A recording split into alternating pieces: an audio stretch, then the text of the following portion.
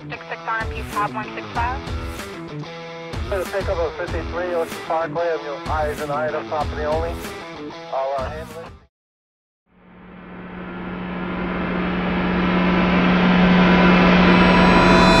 They're handcuffed and terrified. Where from? No. 18-year-old Liri Albag trying to speak while the women are receiving death threats. That's what you mean? What? I don't know. What? Again. The gunman leering at the women, telling them they're beautiful. The UN has said Hamas committed rape and sexual violence against its victims. It's unclear if that happened in this case. On the video, you can hear gunfire as the women are abducted into Gaza. Of the 7, 1 was rescued and another found dead. The remaining 5 still in captivity 229 days later, including 19-year-old Karina Ariev.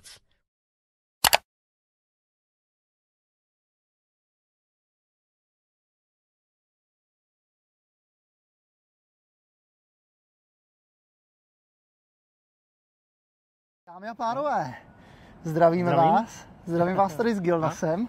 Čau. Mě Hefrona znáte, poněvadž jste na mém kanálu. Zkoušíme tady nějaký první, jak to říci, zkouškové video, nějaký takový travel vlog. Tady s panem Gildasem jsme se rozhodli, že pojedeme navštívit stát Izrael, konkrétně na týden, a co bychom to byli za dva blázny, kdyby jsme ho nenavštívili tím způsobem, že budeme trávit vlastně skoro celý týden na základně IDF a budeme tam dobrovolničit. Takže jsme se rozhodli, že vám to přiblížíme nějakým způsobem na videu a uvidíme, jak dopadneme. Takže se vám budeme pokusit ukázat, jak to tam funguje, co nás čeká, a uvidíme. Jak se těšíš? Já se těším úplně jak malý dítě, jako fakt se těším moc. Vůbec nevíme, do čeho jdeme. Měli jsme tam teda naší jednu kamarádku známou, ta nám nějak řekla, co plus minus čekat. Víme jenom, že máme být zítra v 8 ráno na letišti v Tel Avivu, tam si nás někdo vyzvedne a to je vlastně celý. Zbytek nevíme, takže na osudu. Takže to bude na osudu. Takže my děkujeme, že jste tady s náma a uvidíme, co nám naše cesta přinese.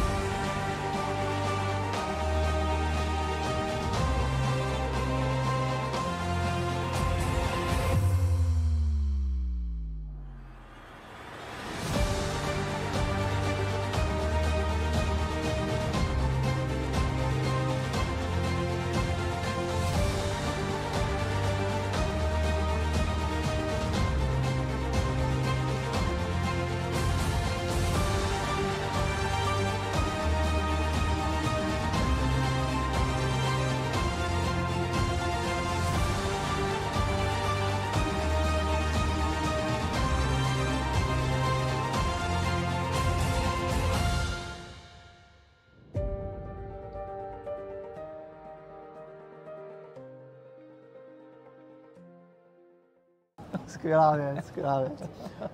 Tak, my vás zdravíme z Izraele. Přistáli jsme, jak vidíte, živí a zdraví, v pořádku, takže to je důležitý. Let byl v pohodě, až na nějaký turbulence a na to, že jsme docela si zahopsali. Tak moc to jsme bylo, se nevyspali. Moc jsme se nevyspali, ale docela to šlo. Takže se omlouváme, jsme trošku unavený a ještě si čistíme zuby. Žvejkačkama, aspoň nějak. No, co vám povíme? Jsme na letišti v Tel Avivu, na hlavním letišti, jak se jmenuje, Guvinaro letiště.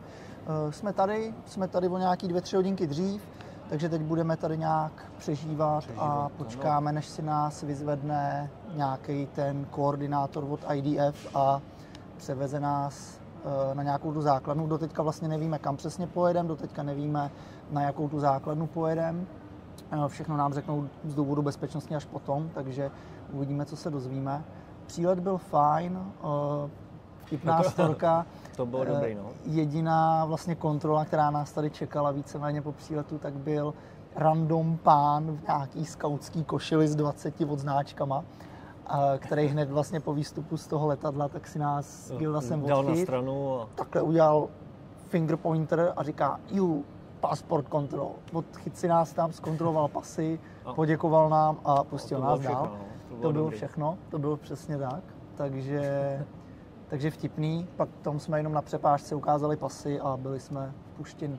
Což se váže k tomu, že nás docela překvapilo, že tady vlastně na to, v jakém je stavu ta země teď, vzhledem ke konfliktu s Hamásem a s tím, jaká tady je situace, takže vlastně tady nepotkáte na letišti, nebo aspoň my jsme teda nepotkali. Zatím nic, nikoho jsme nepotkali. Jsme tady skoro 2 hodiny a nepotkali jsme jedinýho vojáka, jedinýho policajta a ty opatření tady nejsou vlastně skoro žádný. Možná bych řekl menší než v Praze, kde tam na každém kroku potkáš jako cizineckého poldu, který tam šlapou halu s dlouhýma. A tady skoro jako nic, takže zajímavý. No, každopádně my jdeme čekat. Snídaní už jsme si tady nějakou dali jsme si čajík a dortík, kafe, čajík a dortík. Jo, kafe. A uvidíme, takže potom zkusíme se zase nějak dostat ke mikrofonům a kameře a zkusíme udělat ještě potom nějaký... A pak ještě bych chtěl dodat tu halu, jak tam byly ten pomníček.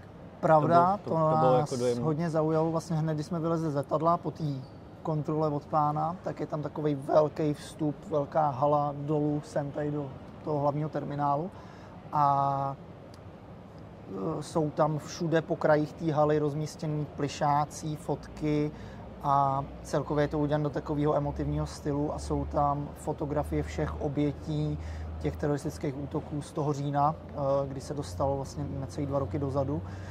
Ono už to budou vlastně letos 2 roky dozadu.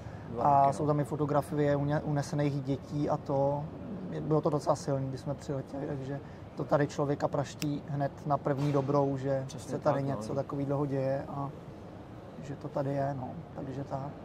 Tak jo, takže my se s váma spojíme potom a držte nám palce, ať to všechno klape. Místo srazu jsme našli, takže to snad vyjde v pohodě a uvidíme, kam nás náš výlet zavede, takže tak. Tak se zatím mějte. Čau, čau.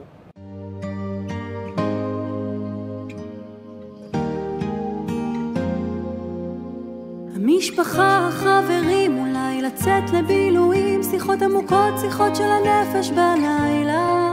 להתמודד עם שינויים, ההרגלים הישנים, הנשמה במלחמה עם הקרמה. עוד יבואו ימים טובים, אני מבטיח. עוד יבואו ימים טובים. גם בשעות החשוכות של הלילה תמיד יהיה כוכב קטן שיעיר לך את עצמך, את הדרך הביתה. תמיד זה הכי חשוך לפני הזריחה. 1,000,000 רכבות דוהרות עד אוסטרליה, מחפש רחוק את מה שנמצא לך מתחת לאף. כל מכשול זה מדליה, קם ונופל, אבל בדרך שלך.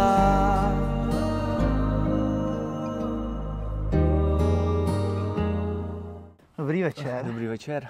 My už jsme tady zmrzlí jak blázni. Hratlíci, to je jako zima tady.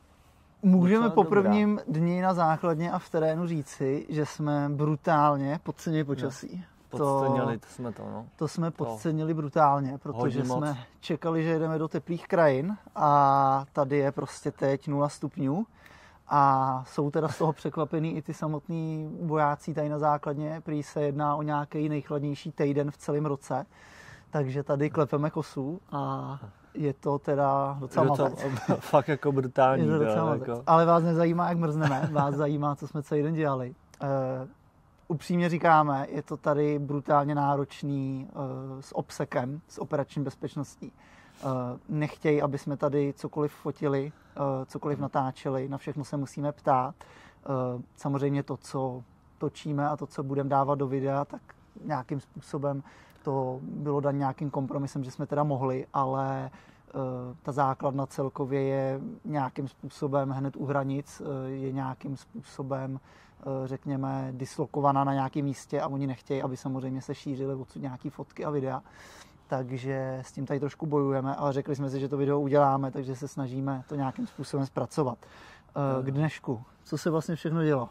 Přijeli jsme na základnu, cesta na základnu z letiště vlastně. Poslední náš vstup byl na letišti, předtím jsme se tam sešli. Na letišti vlastně si nás tam vyzvedli ty, jak se jim říká, machrop. No, nějak tak. Vlastně. Hebrejsky zatím neumíme, zatím se učíme, takže to. Ty vojačky IDF, který mají na starost ty skupiny dobrovolníků, takže ty si nás vyzvedli na letišti, naložili nás a převezli nás vlastně na základnu. My jsme do poslední chvíle nevěděli, kam jedeme.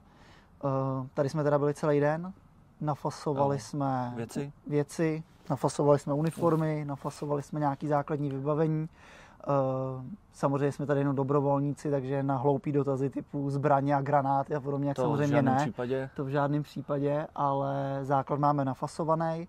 A zapojili jsme se nějak do chodu základny. Zapojili jsme se ideálně tím způsobem, že jsme byli na obědě i večeři. Přesně tak, to je ideální. Vaří to teda výborně. Výborně je to dobrý. Teda. My jsme se hrozně báli té místní stravy a je to tu úplně skvělý. Měli jsme vlastně k véče míchaný vajíčka. Míchaný vajíčka, co tam? Brambory tam pečený, tam brambory, byly.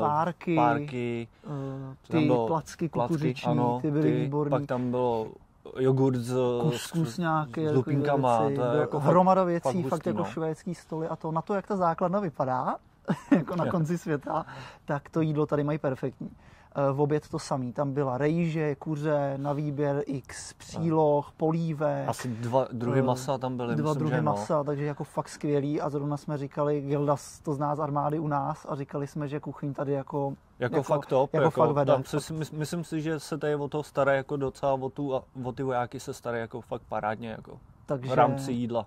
Takže tohle to skvělý. No a samozřejmě k těm činnostem, tak první den, takže jsme se jenom zaučovali, zjišťovali jsme, jak to tady funguje a dostali jsme se už teda trošku k práci, když nás zavezli, nebudem říkat podrobnosti zase do videa, ale zavezli nás zase trošku někam jinam, kde jsme nějakým způsobem pracovali s municí, přebírali jsme munici a pomáhali jsme jakoby izraelským vojákům a izraelské armádě vyčistit tu danou oblast od té munice. Ne žádný jakoby ostrý a tohle, ale spíš jakoby i zbytky z konfliktu v Libanonu, v Gaze, kde to bylo navezen, tak se tam jakoby filtrovalo. Takže si dokážete představit tisíce muničních beden, tisíce vystřelených raketometů. Moje oči brečely, když jsem tam viděl ty spajky a lavka, který bych si hrozně rád vzal domů, protože v Čechách to vůbec není kusy vystřeleného plechu, že jo, jenom a přitom to má takovou cenu. Ale tady prostě stovky až tisíce tu těch věcí tam a fakt jako hromada věcí. My už teď přetahujeme, my už jdeme pomalu do lóže, vyfasovali jsme i spacáky od nich, všechno. Ubytko ještě. Ubytko, to je jako... Hodně basic. To je hodně, Čekali jsme nějaký barák aspoň, s nějakýma lůžkama, když nám to jejich auto zastavilo u pár plechových kontejnerů, to je to jako top, no. kterým ani nedovírají dveře a my tam máme spát, tak jsme se trošku zděsili, ale díky bohu aspoň je tam nainstalovaný elektrotopení, takže tam nezmrzneme a půjdeme se za chvíli zahrabat. Takže to je jakoby ke spaní hodně basic. To je, no. Ale dostali jsme teplý spacáky, nějaký hadry máme sebou, takže tak, no. Ale jak už jsme říkali, brutálně jsme teda podcenili počasí a to, že máme v baťohu každej tři kraťasy, plavky a tohle, tak jako to byla to chyba, no. No, takže tak. Podcenili, hodně. Zkoušeli jsme se tady navázat nějaký kontakt s vojákama, komunikativní jsou, ale nemají nášivky na výměnu. Skoro nikdo nic nemá, protože oni jak to mají přišitý na těch uniformách, tak nemají jak to dávat, takže budeme zkoušet. Zatím máme jenom jednu nášivku od policajta z letiště no. a jinak zatím nic. Ale jsme tu první den, takže uvidíme.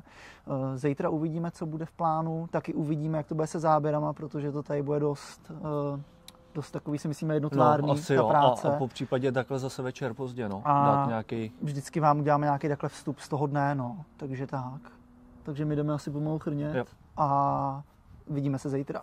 Mějte se. Čus.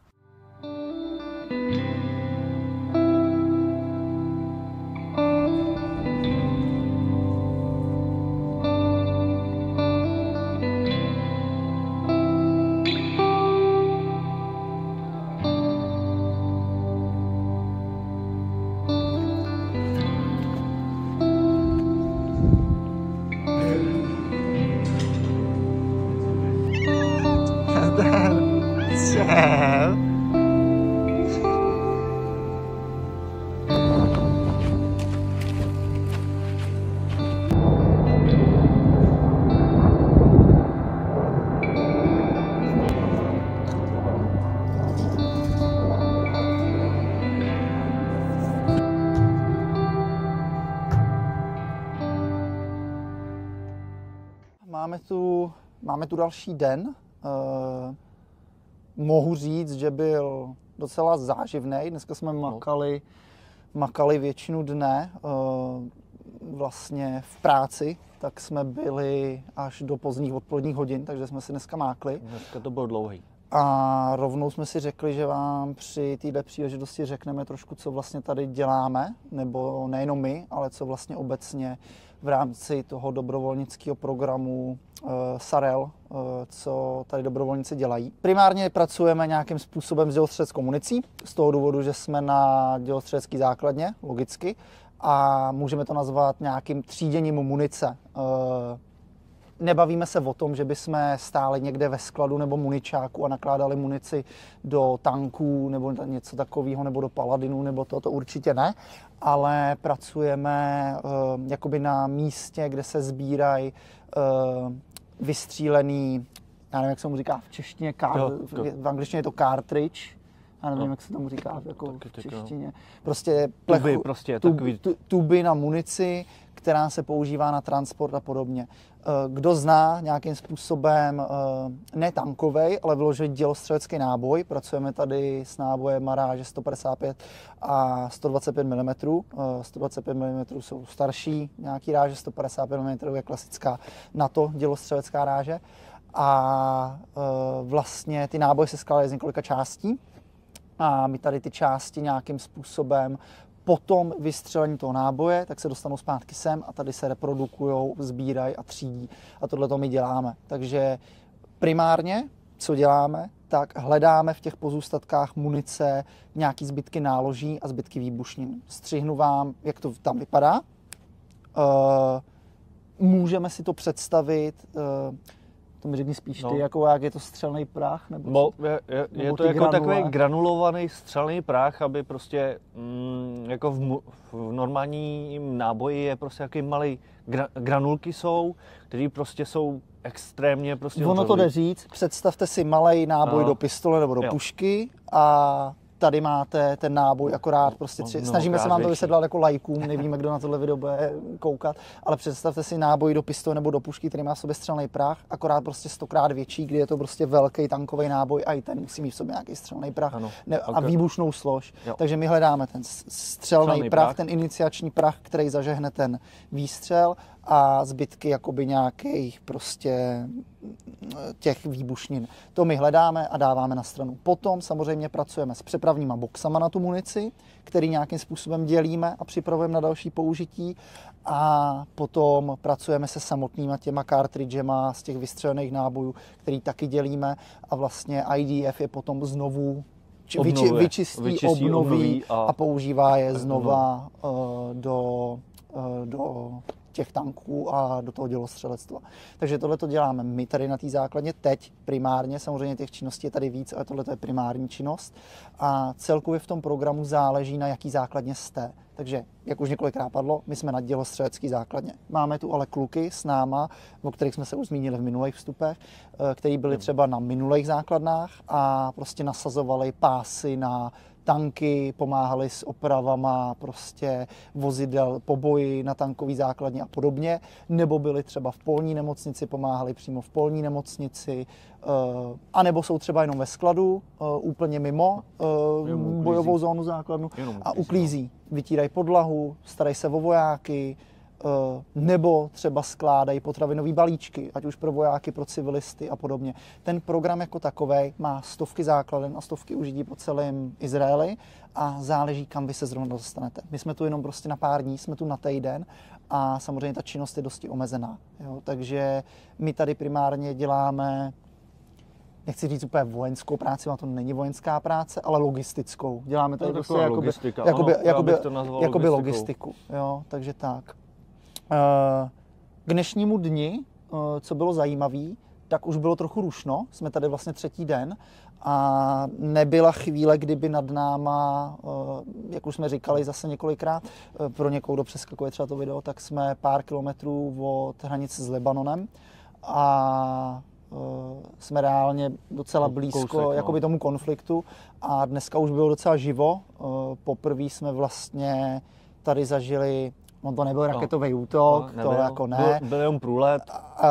Ale řekněme, častý průlety izraelského letectva, naložený F-16 a F-35 vždycky letící směr cíl, tam schodí, boom, vrátí se zpátky. Taky jsme viděli dneska ve vzduchu hromadu Apačů, bojových vrtulníků. Bylo dost. Ty tady lítají hodně často a taky vždycky vidíte, jak letí na misi, jsme zrovna komentovali, začnou snižovat tu vejšku a to, udělají v dálce nějaký bordel a třeba za půl hodiny, za hodinu se vrací zpátky.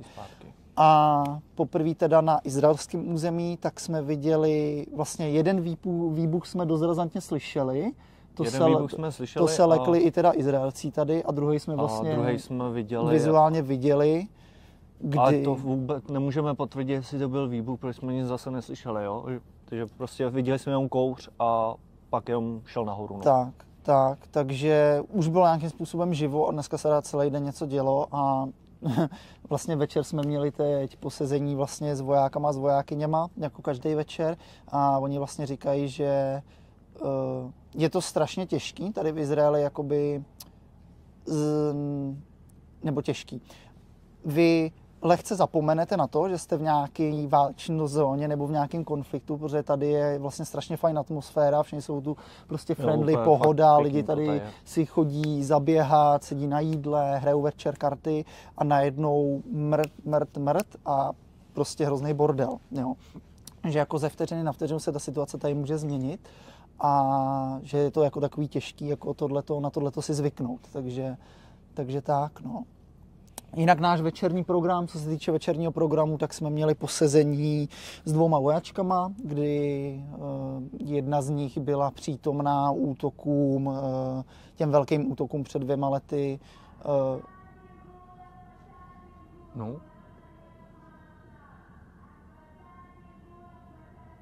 Tak my to stopneme na chvíli. Jsme zpátky mezi živými, jak jsme přesně říkali před doslova pár minutama do toho vstupu, že se tady situace může změnit z minuty na minutu, tak se právě změnila. Byl vyhlášen nějaký poplach. A anyway, pokračujeme dál, už je v pohodě. Večer jsme měli posezení teda s vojákyněma IDF, asi jednou konkrétně, která byla přítomná těm říjnovým útokům. Těm velkým říjnovým útokům před skoro 2 lety. Povídali jsme si nějaký příběhy z té doby, nebo z té doby. Ona to právě říkala, že my se tady o tom bavíme, jako kdyby to byla dávná historie a vlastně ty lidi, jako pořád ta válka trvá, pořád ty lidi pár kilometrů odsud umírají a je to jakoby děsivý, jako tohleto, jo, že ona to přirovnala, když nám to vyprávěla, že my to teď bereme tady v teple jako vevnitř základně jako třeba povídání o genocidě, o druhé světové válce nebo tohle, ale přitom je to jako současná věc, co se děje. Takže jako jenom myslet na to. Jako. Anyway, povídali jsme se o těch říjnových útocích, kdy jsme si povídali nějaký příběhy o vojácích, jak to fungovalo, jak to nefungovalo, jaký tam byly problémy, proč vlastně ten útok vůbec vzniknul, nebo proč vzniknul, jaký to mělo průběh, jakou to mělo rozsáhlost a podobně. Vlastně to přirovnali k největšímu útoku na stát Izrael za poslední desetiletí, kdy ztrátama na životech, to byl jeden z nejhorších teroristických útoků vlastně až z dob genocidy. Jo, že jako ty ztráty tam byly opravdu obrovský a vlastně přes 250 lidí, pokud se nepletu, tak bylo unešeno do pásma Gazy teroristama. A tohle to jsou informace, které ještě neznáte, my jsme se tady dozvěděli nějaký detaily ještě k tomu, nebo jednotlivý příběhy prostě těch lidí, kteří tam byli a čím díl tady jsme, tak tím víc si uvědomujeme, jako, že jak je to vlastně hluboký, jak až to šahá, tyhle ty informace všechny. To rozhodně, no, tohle jako fakt dojemný, no. Takže jakoby tak, no. Co víc tomu říct, no, ono to zní jakoby divně, ale kdo nezažije, nepochopí. Ono to je něco jiného o tom číst tisíce kilometrů odsud a potom být tady a nějakým způsobem se bavit s těma lidma, kteří to zažili, nebo tady něco zažívají pořád a je to takový jiný, no, takže tak. nějak už mi dochází slova, my už jsme docela urvan, takže zkusím vám tu ten vstup nějak sestříhat nějakým rozumným způsobem i kvůli tomu poplachu. Tak akorát jenom co chci ještě dodat, teď mě to, určitě povídej. Že vlastně tam bylo pěkný to, že vlastně den předtím tady byly nějaký protesty, chtěli svrhnout tu vládu. A během toho, co se to všechno stalo, ty útoky a takhle, tak se to všechno semklo Izrael a pak všichni si pomáhali, pak jako fakt hustý, no. Bavíme se o těch říjnových útokách, že vlastně den předtím byly ty velké protesty. Je zajímavý, že i jako Izraelci sami tady zmínili rádoby civil war, takhle to řekli jako občanskou válku, což je zajímavý, že to jako ze jejich úst jako takhle zazní. A že vlastně den na to cvak a prostě všichni najednou drželi při sobě a z protestu a z občanské války nezbylo nic a všichni šli spolu a to. Ona to popsala, ta naše holčina, která tam s náma byla, to popsala hezky, že tam už jí trošku tekly slzy, ale že pokud by Izrael měla nějakým způsobem nazvat jedním slovem, tak je to rodina a to bylo strašně krásné. Že přirovnala to k tomu, jako když se pohádáte se ségrou, s bráchou, se sourozencem a řeknete mu, já tě nesnáším, takže tohle to byla ta stejná chvíle, že oni se den předtím tady všichni porafali, řekli si, my vás nesnášíme, občanská válka, nepokoje, prostě všechno možné. A druhý den vlastně... Prostě úplně smířený. Takže tak, no. Takže tak. Dobroš, tak jo, nám dochází už nějak slova, jsem fakt urvan, takže my si jdeme taky trošku odpočinout a čekají nás tady vlastně ještě zítřek a pozítřek a potom se šoupeme do Tel Avivu a tam uvidíme, jaký to bude. Jestli tam budeme něco točit, nebudeme. Myslím, že určitě tam taky něco určitě vymyslíme, ale tam si chceme už dát hlavně voraz, protože je to tu docela náročný, jak na psychiku, tak na fyzičku, takže si tam potom chceme dát hlavně voraz, ale určitě to potom nějak zkompletujeme. Nevím, jak dlouhý to bude video, to bude mít třeba hodinu prostě. No, tak uvidíme. Dobrý. Takže tak, snažíme se tady pro vás něco tvořit. Tak jo. Tak se mějte a vidíme se zítra. Čau. מיליון רכבות דוהרות עד אוסטרליה מחפש רחוק את מה שנמצא לך מתחת לאף כל מכשול זה מדליה קם ונופל אבל בדרך שלך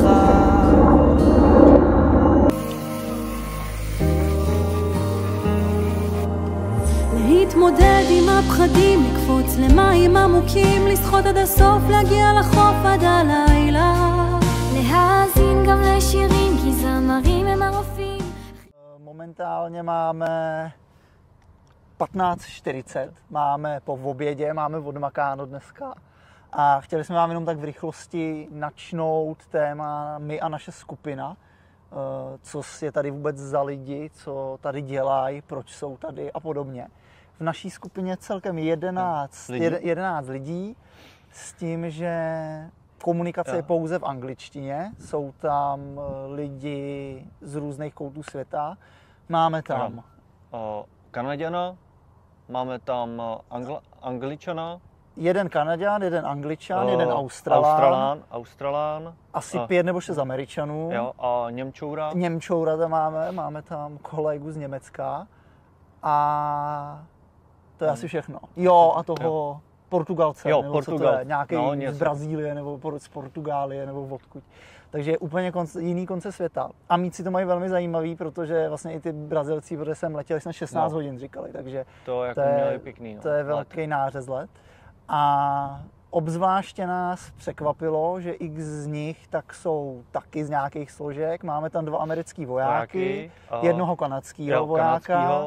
A myslím, že ten Kanaďan je taky voják a Australan je bývalý voják. Takže je zajímavý, jak je to tady poskládaná ta skupina a že fakt všichni z celého světa jako se sem sjedou, aby pomohli nějakému good cause. Takže to je pecička. Kočka krade z popelnice. Má hlad, no. Co nás obzvláště chytlo, tak byl příběh právě toho pana kolegy z Austrálie, který tady porozdal každému takový malý plišáčky s australskou lajkou. My vám to tam střihneme. Koalu, australskou koalu, jak to vypadá, že my vám tam střihneme obrázek. A vlastně se tady včera večer rozpovídal o tom, každý jsme říkali, proč tu jsme a každý říkal to samý, že chceme pomoct, cítili jsme v tom nějaký smysl sem jet, všichni víme, co Hamas, Hizballah a ty teroristické organizace dělají a každý jako chtěl nějakým způsobem pomoct, ale jeho příběh nás zaujal velmi, kdy vlastně se vrátil 2 roky zpátky do, nechci říct do začátku, protože to začátek nebyl, ale do období těch velkých útoků říjnových na stát Izrael, kdy se unášeli rukojmí, kdy se prostě vraždili stovky lidí a kdy vlastně Hamas podniknul ten velký výpad a útok na Izrael. A vlastně z něj vypadlo, že tady v té době měl svého bratra, který byl shodou okolností nedaleko toho, co tam byl, koncert. Tam byl koncert, ne? Koncert nebo festival nebo něco tak byl zrovna v tom místě, kde to tam Hamas celý vymlátil a prý údajně měli jet s nějakou svojí partnerkou nebo se známou, my jsme to úplně nepobrali, ale s někým známým měli jet na kole a měli tam přepadnout právě teroristi z Hamásu a toho bratra uníst a našli ho vlastně říjen až v květnu, kdy teda našli v pásmu Gaza jenom jeho tělo a vlastně tam zemřel. Takže ten se tady o tom hodně rozpovídal, měl o tom hodně informací a docela silný příběh a třeba on je tady z tohohle důvodu. Takže jakože silný příběh. No a tak. My jsme vám chtěli říct dneska jenom tohle, máme tady krásný počasí, už se nám oteplilo konečně, takže oproti... taková zima. Už není taková zima, jenom vítr je tu nepříjemný, ale jinak to. A my jdeme pomalu pokračovat tady nějak, jdeme si dát pauzičku odpolední, potom véča a uvidíme, jaký budeme mít program na večer, takže tak. Včera jsme měli vlastně takový seznamovací večer. Seděli jsme tady na základně v takové místnosti, kde společenský a všichni jsme právě si povídali.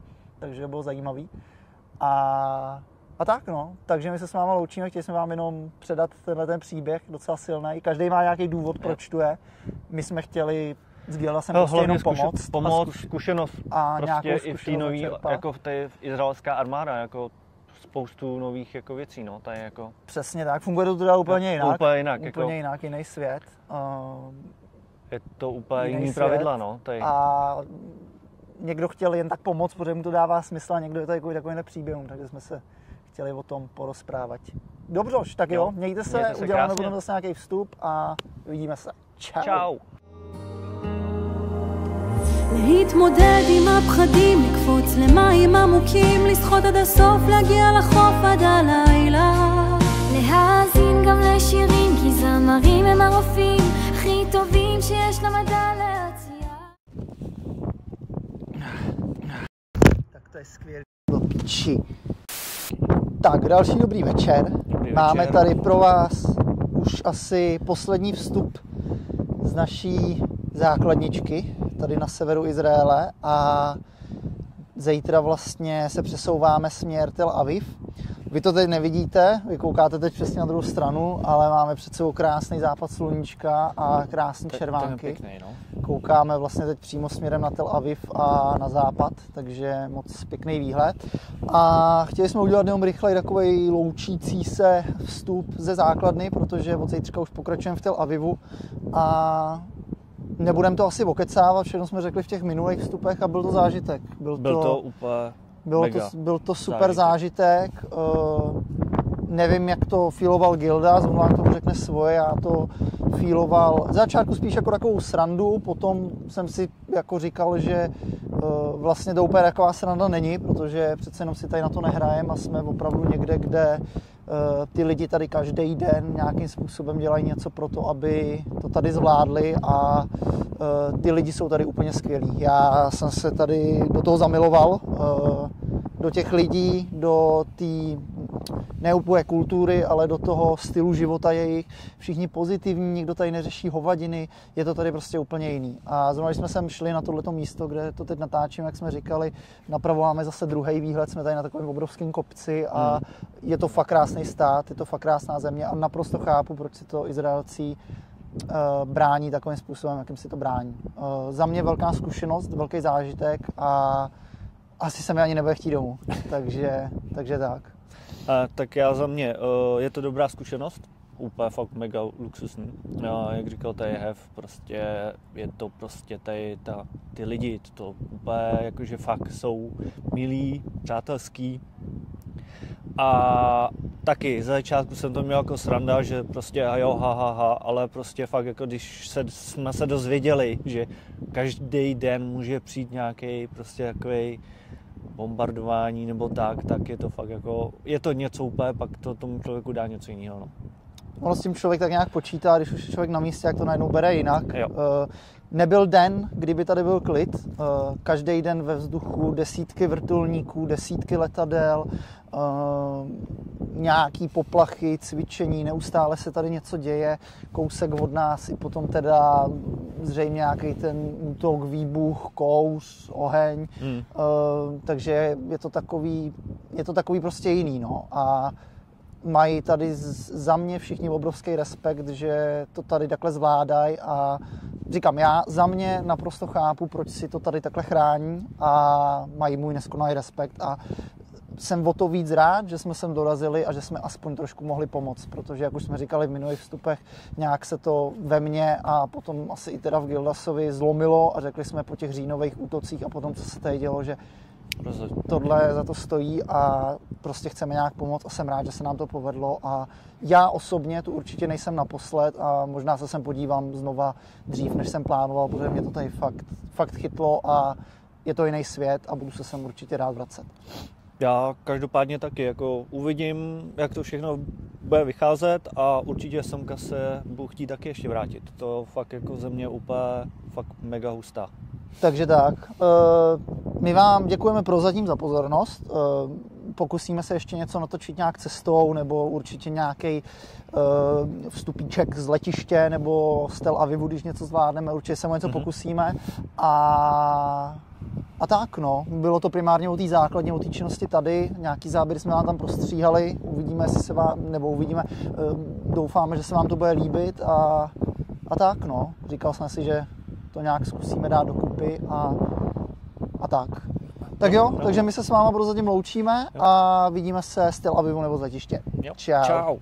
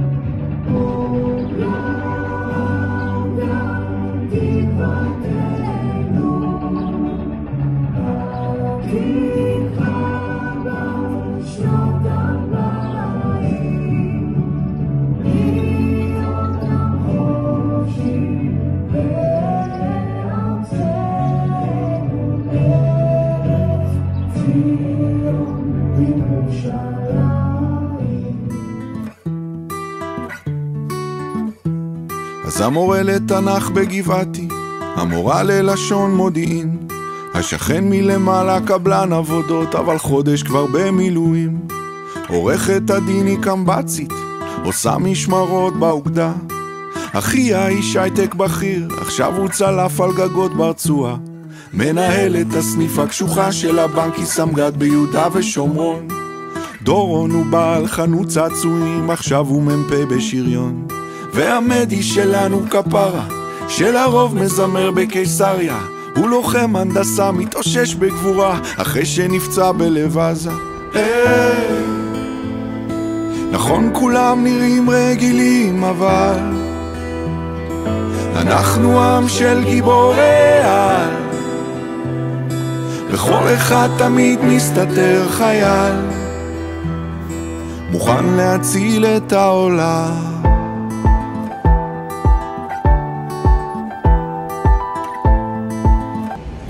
Bájná autobusová stanice a bájný Army Shop.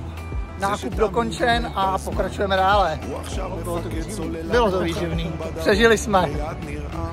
יש סטודנט בטכניון, באמצע תואר ראשון. הוא סרן במיל בעוצבת הגליל, כבר חודש בגבול הצפון. יש פה דוגמנית פרמדיקית, יש פה חשמלאי שהוא מגיסט, יש את יוני נגן סקסופון מחונן שהוא קודם כל מטכליסט. Máte nás zpátky. Geta jsme opustili, jsme už někde v centru, vyměnili jsme si nášivku s policisty, kteří zrovna tam dělali nějakou kontrolu vozidla nebo něco, jak jsem je tam vyrušil. Byli úplně úžasný, mám s nima fotku, přiložím vám to sem i nějaký video. Auta mají velmi cool, hlavně teda vevnitř interiérově, to mají úplně peckový, včetně laptopů, včetně všeho. Co nás zarazilo, jezdí v jednom, má jednočlenný hlídky. A my teď vyrážíme už konečně na to setkání s tím vojákem z IDF z letectva a těšíme se na to. Takže stay tuned.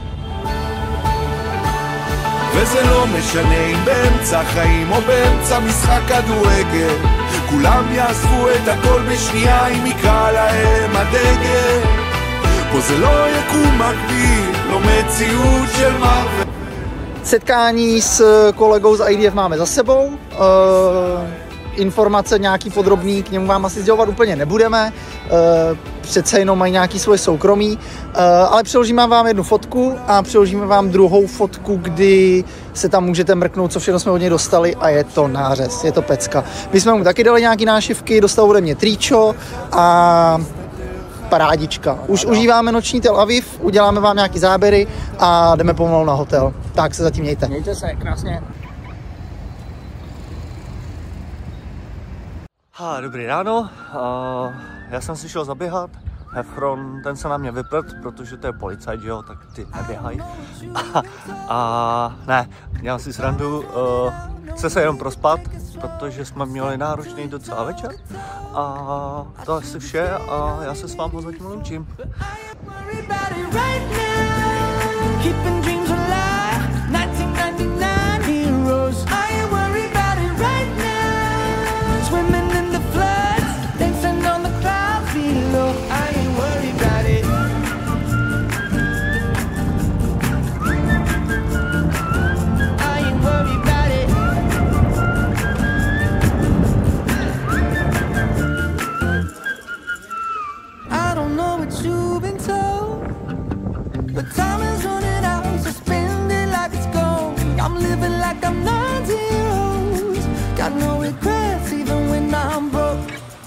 I'm at my best when I got something I'm wanting to steal. Way too busy for them problems and problems to feel. Yeah, no stressing, just obsessing with sealing the deal.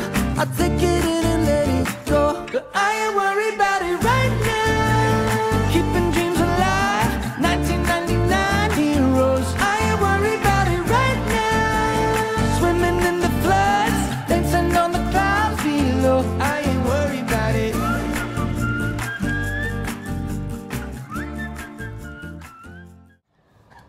My vás zdravíme z posledního dne v Tel Avivu. Včera jsme ani pořádně nestihli žádný vstup nebo něco natočit, protože včerejšek byl velmi, velmi ulítaný a náročný. A hlavně jsme vylehávali kocovinu. No, tak trošku, no. Nebo ty ne, ty jsi na to vysrál. Ty jsi prostě šel běhat. Ano.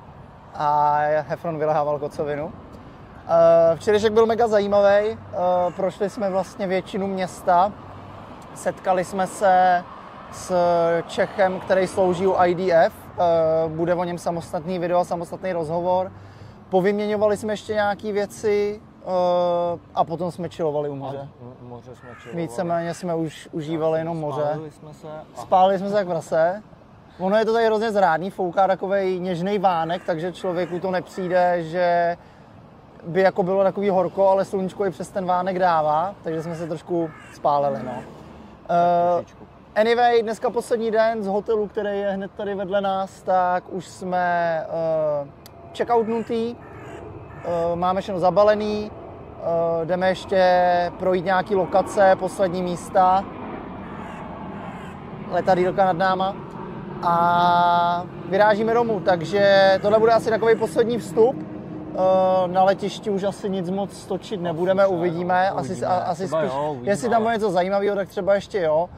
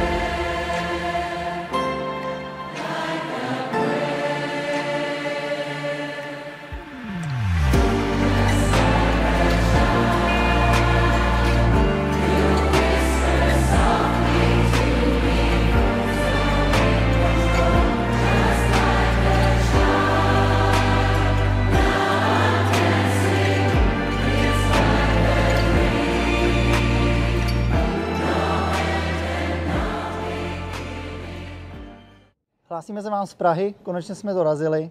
Chtěli jsme udělat na závěr ještě jeden rychlovstup, aby jsme nějak uzavřeli celý ten náš příběh. Před odletem z Tel Avivu jsme se zastavili ještě na jedno zajímavé místo a řekli jsme si, že vám o něm řekneme. Jeden známý kamarád, kolega nám tam prozradil, že se nachází před budovou Tel Avivského historického muzea takzvaný náměstí rukojmích, kdy na celém tom náměstí je vybudovaná taková prezentace, jsou tam udělané různé ukázky a podobně, kdy celé to náměstí je věnovaný vlastně obětem toho 2 roky trvajícího konfliktu a primárně, jak už název vypovídá, tak těm rukojmím, který doteďka Hamás drží. Jsou tam udělaný příběhy, jsou tam zpracovaní těch jednotlivých lidí, který Hamás buď zavraždil, nebo je doteďka drží, včetně novorozeňat, včetně malých miminek, dětí a podobně. Takže rozhodně silný místo. My jsme si řekli, že když už jsme byli v Izraeli pracovat, když už jsme byli tam nějakým způsobem pomoct, takže se tam půjdeme podívat. Takže se tam aspoň podíváme a dává nám to ještě větší smysl, ta práce, kterou jsme tam odvedli a ta pomoc, i když byla minimální, ale aspoň to, že jsme něco udělali, tak nám to dává o mnohem větší smysl hned a bylo to určitě silné místo. Takže to jsme se s váma jenom chtěli podělit. Co nás ještě překvapilo, tak... Kontrola na letišti. Kontrola na letišti, přesně tak. To jako... My jsme se docela báli, protože si vezeme nějaké věci z Izraele typu součásti uniform, já tam mám baret, takovýhle hovadiny. A lidi nás jako trošku varovali, že by to na letišti mohlo vzbudit jako nějaký jako... Rozruch. Ne úplně rozruch, jako podezření, tak. Ještě oba dva rádoby taktický bundy oblečení jak vandráci, protože přece jenom jsme jeli na vojenskou základnu, ne někam dovolenkovat k moři. A kontrola trvala dobrých 40 minut. Vyházeli nám úplně celý baťohy, úplně komplet všechno. Dvakrát vlastně, Gildas jenom jednou, já dvakrát, tak já jsem dvakrát měl takovej ten security check kompletní, kdy s váma probírají, proč jste tam byli, s kým jste se bavili, jaký máte kontakty. Dokonce mi projeli mobil, včetně veškerých fotek, takže opravdu důkladná kontrola. Stěry na drogy z úplně všech částí, všechno. Oblečení a to nám dělali. Kontrola powerbanky, elektroniku, takže opravdu zajímavá kontrola. Z Prahy to neznáme vůbec tohleto a už jsme občas někde byli, ale ani jako nikde jsme se s tím nesetkali. Tohle bylo poprvé, co takhle. Ty bezpečnostní opatření tam mají. No, bezpečnost taková pořádná. Takže jakový zajímavý na závěr, no.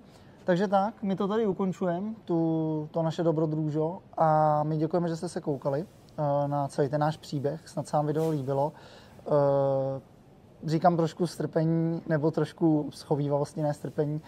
Byl to můj první pokus o to něco takového natočit, snad se to nějakým způsobem vyvede, snad se nějakým způsobem podařilo, když teď na to koukáte. Budu rád za nějaký feedback, pokud nám k tomu napíšete a tak. No. Takže jo, my se s váma loučíme, mějte se krásně a čau. Čau.